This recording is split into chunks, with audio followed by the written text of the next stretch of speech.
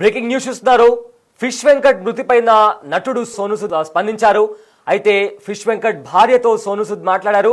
అయితే ఆ ఫిష్ వెంకట్ చనిపోయిన విషయం తనకు తెలియదని, అయితే ఇప్పుడు తను విదేశాల్లో ఉన్నాను, విదేశాల నుంచి వచ్చిన తర్వాత వెంటనే వచ్చి కలుస్తానంటూ కూడా సోను సూద్ ఫిష్ వెంకట్ భార్యకు భరోసా ఇచ్చారు.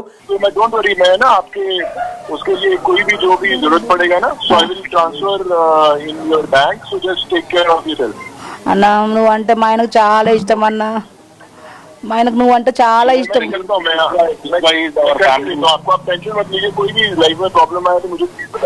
ఏమైనా తప్పుగా మాట్లాడితే క్షమించన్నా.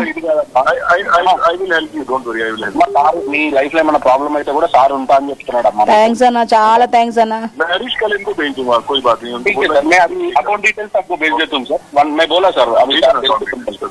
Okay sir, right, thank you.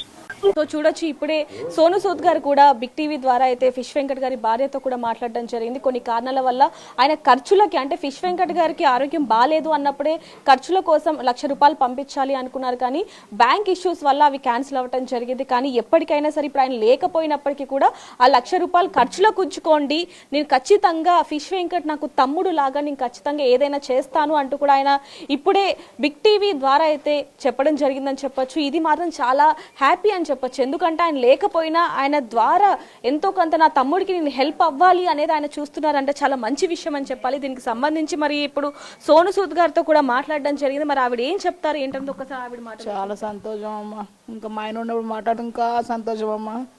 2-3 నెలల కింద చేసిన మా ఆయనకు బతుకుతుండే అమ్మ. కానీ ఆయన ముందు నుంచి కూడా మీకు సపోర్టివ్గానే ఉన్నారు, కానీ బ్యాంక్ ఇష్యూస్ వల్ల కొంచెం అది ఇదైందని చెప్పొచ్చు. అలాగే సోను సూద్ గారి పిఏ కూడా మనతో మాట్లాడడం జరిగింది పర్సనల్గా. ఆయన కూడా చెప్పారు, ఎంత డబ్బులైనా సరే నేను ఖర్చు పెట్టుకుంటాను, కిడ్నీ ఒక్కటి ఎవరైనా దాతలు ఎవరైనా ఉంటే నేను ఖర్చు పెట్టడానికి ఎక్కడికైనా తీసుకువెళ్తాను అంటూ ఇంటర్నేషనల్ డాక్టర్స్తో కూడా మాట్లాడిచ్చారు అనేది కూడా మనకి ప్రూఫ్స్తో ద్వారా బిగ్ టీవీకి అయితే పంపించడం జరిగిందని చెప్పొచ్చు. కానీ కిడ్నీ దాతలు ఉంటే గనక ఈరోజు ఫిష్ వెంకట్ గారు మాత్రం బ్రతికి ఉండేవారు అనేది మాత్రం మనం చెప్పొచ్చు. ఎందుకంటే ఇండస్ట్రీ నుంచి ఎవరు ఆదుకోలేదు అనేది ఎంతవరకు వాస్తవమో, సోను సూద్ గారు కనుక సపోర్ట్ చేస్తుంటే అసలు ఎంత బాగుండేది అనేది ఇప్పుడు మనం చూస్తున్నాం. ఎందుకంటే సోను సూద్ గారు ఎంతో మందికి లైఫ్ ఇచ్చిన వ్యక్తి, అలాంటి వ్యక్తి దగ్గరుండి అన్ని చూసుకుంటాను, నేనున్నాను అన్న ధైర్యం ఇచ్చారు అంటే అది చిన్న మాట కాదని చెప్పొచ్చు. వీళ్ళకి ఎంతో అంటే ఇంటి పెద్ద దిక్కు అని చెప్పొచ్చు. ఒకసారి ఆవిడతో కూడా మాట్లాడదాం. అమ్మ,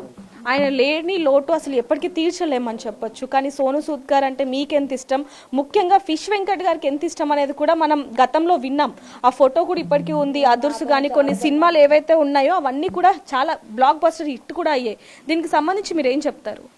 మాకు కూడా ఇష్టం అమ్మ, ఆయన అంటే చాలా ఇష్టం, ఆయన కూడా చాలా ఇష్టము.